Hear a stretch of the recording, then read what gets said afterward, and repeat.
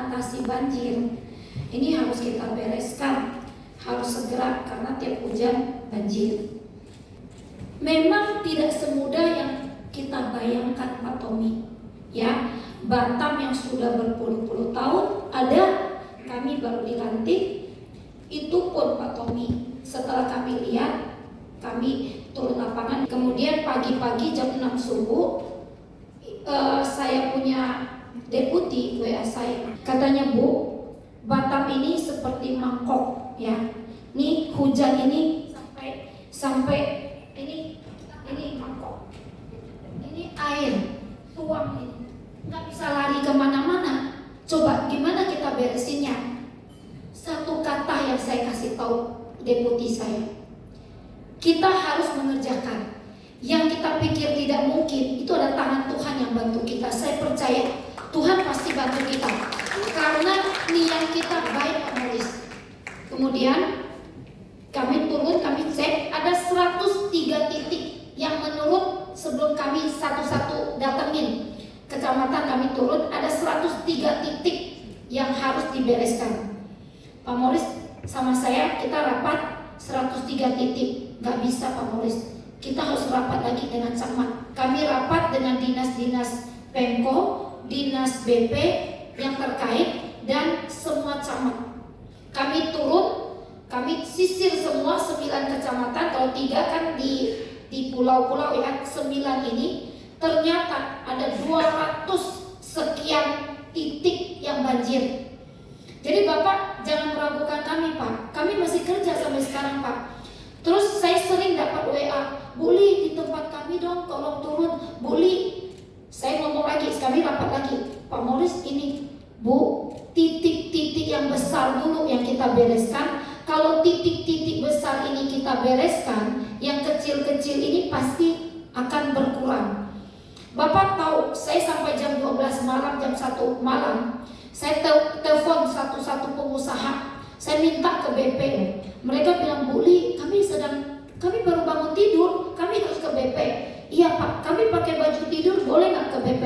Bapak, pakai baju, asal pakai baju, jangan nggak pakai baju, kami tunggu di BP. Mereka datang, saya minta tolong. Bapak sekarang bisa lihat kayak di Bengkong, ada perusahaan lagi buka jalan, buka untuk supaya air itu bisa sampai ke laut. Nah Batam ini satu lagi Pak, selain kita mesti buka-buka itu, Batam itu kan kita dikelilingi laut. Kalau nanti lautnya naik, bisa buat banjir juga Pak. Bukan dari hujan aja, dari pasang, namanya pasang, bisa kena juga. Saya yang bukan insinyur, karena saya ikutin selama Maret, April, Mei, Juni, Juli, Agustus, sekarang masuk 6 bulan ini saya ikutin. Saya jadi mengerti loh, oh ternyata tuh seperti itu. Sama saya juga minta masyarakat Kota Batam juga, kalau buang sampah, mereka suka main buang ke sungai Pak. Sampai ada kasur pun di sana, ada sampai kloset pun buang ke sono. Iya, itu juga bisa menyebabkan banjir. Tetapi Pak, kalau mau diakuin ya, Bapak bisa lihat titik-titik yang tadinya hujan sebentar, yang tingginya segini sudah berkurang loh Pak.